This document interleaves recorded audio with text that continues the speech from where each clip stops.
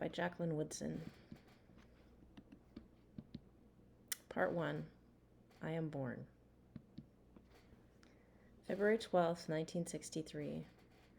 I am born on a Tuesday at University Hospital, Columbus, Ohio, USA, a country cot between black and white.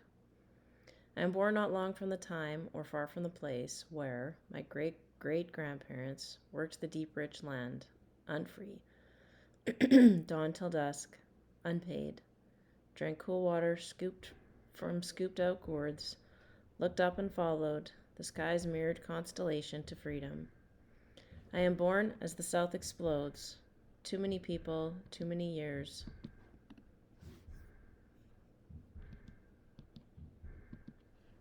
Enslaved, then emancipated, but not free.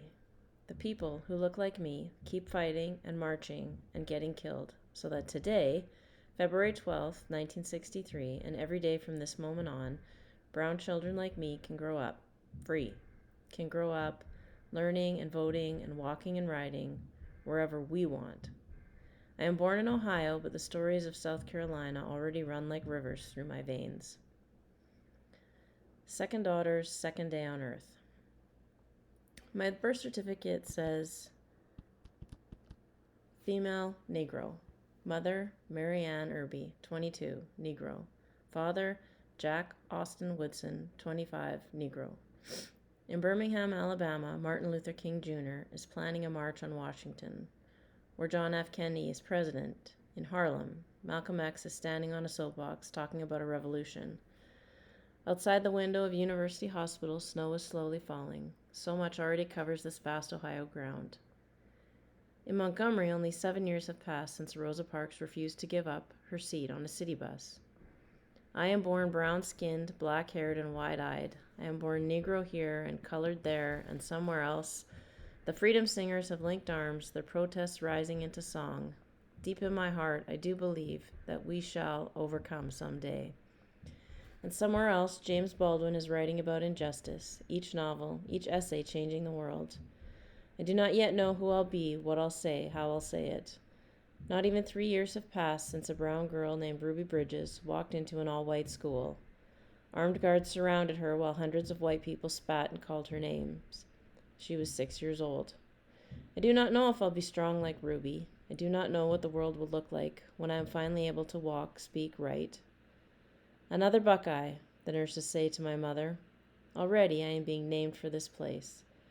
Ohio, the Buckeye State. My fingers curl into fists automatically. This is the way, my mother said, of every baby's hand. I do not know if these hands will become Malcolm's, raised and fisted, or Martin's, opened and asking, or James's, curled around a pen. I do not know if these hands will be Rosa's or Ruby's, gently gloved and fiercely folded calmly in a lap, on a desk, around a book, ready to change the world. A girl named Jack. Good enough name for me, my father said the day I was born. Don't see why she can't have it too. But the women said no. My mother first, then each aunt, pulling my pink blanket back, patting the crop of thick curls, tugging at my new toes, touching my cheeks. We won't have a girl named Jack, my mother said. And my father's sisters whispered. A boy named Jack was bad enough, but only so my mother could hear. Name a girl Jack, my father said, and she can't help but grow up strong. Raise her right, my father said, and she'll make that name her own. Name a girl Jack, and people will look at her twice, my father said. For no good reason but to ask if her parents were crazy, my mother said. And back and forth it went, until I was Jackie, and my father left the hospital mad. My mother said to my aunts, hand me that pen. Wrote, Jacqueline, where it asked for my name. Jacqueline, just in case someone thought to drop the IE. Jacqueline, just in case I grew up and wanted something a little longer and farther away from Jack. The Woodsons of Ohio. My father's family can trace their history back to Thomas Woodson of Chillicothe, said to be the first son of Thomas Jefferson and Sally Hemings. Some say this isn't so, but the Woodsons of Ohio know what the Woodsons coming before them left behind in Bibles, in stories, in history coming down through time. So, Ask any Woodson why you can't go down the Woodson line without finding doctors and lawyers and teachers, athletes and scholars and people in government. They'll say, we had a head start. They'll say, Thomas Woodson expected the best of us. They'll lean back, lace their fingers across their chests, smile a smile that's older than time, and say, well, it all started back before Thomas Jefferson, Woodson of Chillicothe, and they'll begin to tell our long, long story. The ghosts of the Nelsonville house. The Woodsons are one of the few black families in this town. Their house is big and white and sits on a hill. Look up to see them through the high windows inside a kitchen filled with light of a watery Nelsonville sun. In the parlor, a fireplace burns warmth into the long Ohio winter. Keep looking, and it's spring again. The light's gold now and dancing across the pine floors. Once, there were so many children here running through this house, up and down the stairs, hiding under beds and in trunks, sneaking into the kitchen for tiny pieces of icebox cake, cold fried chicken, thick slices of their mother's honey ham. Once my father was a baby here, and then he was a boy. But that was a long time ago. In the photos, my grandfather is taller than everybody, and my grandmother is just an inch smaller. On the walls, their children run through fields, play in pools, dance in teen-filled rooms, all of them, grown up and gone now. But wait, look closely. There's Aunt Alicia, the baby girl, curls spiraling over her shoulders, her hands cupped around a bouquet of flowers, only 4 years old in that picture, and already a reader.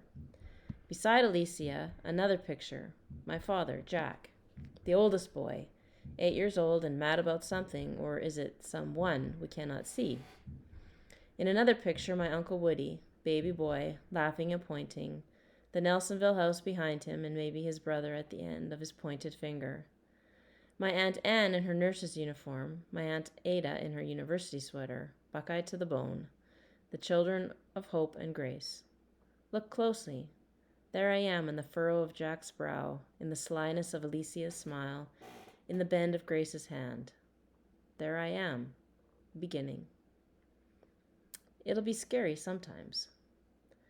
My great-great-grandfather on my father's side was born free in Ohio, 1832. Built his home and farmed his land, then dug for coal when the farming wasn't enough. Fought hard in the war, his name in stone now on the Civil War Memorial. William J. Woodson, United States Colored Troops, Union, Company B, 5th Regiment. A long time dead, but living still among the other soldiers on that monument in Washington, D.C. His son was sent to Nelsonville, lived with an aunt, William Woodson, the only brown boy in an all-white school. You'll face this in your life someday, my mother will tell us over and over again. A moment when you walk into a room and no one there is like you. It'll be scary sometimes, but think of William Woodson, and you'll be all right. Football dreams. No one was faster than my father on the football field. No one could keep him from crossing the line, then touching down again. Coaches were watching the way he moved, his easy stride, his long arms reaching up, snatching the ball from its soft pocket of air. My father dreamed football dreams and woke to a scholarship at Ohio State University. Grown now, living the big city life in Columbus, just 60 miles from Nelsonville, and from there, Interstate 70 could get you on your way west to Chicago. Interstate 77 could take you south, but my father said no colored buckeye in his right mind would ever want to go there. From Columbus, my father said, you could go just about anywhere. Other people's memory. You were born in the morning, Grandma Georgiana said. I remember the sound of the birds.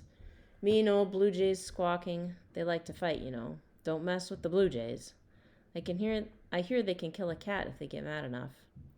And then the phone was ringing. Through all that static and squawking, I heard your mama telling me how you'd come. Another girl, I stood there thinking, so close to the first one.